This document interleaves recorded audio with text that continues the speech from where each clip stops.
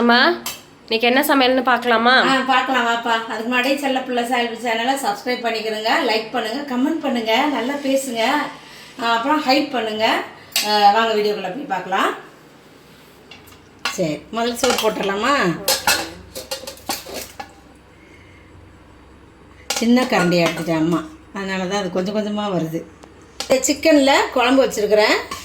Sophie வந்து தண்ணியாக வச்சு கொடுங்கம்மா அப்படின்ச்சு. சரி, தண்ணியாக வச்சுட்டேன் குழம்ப.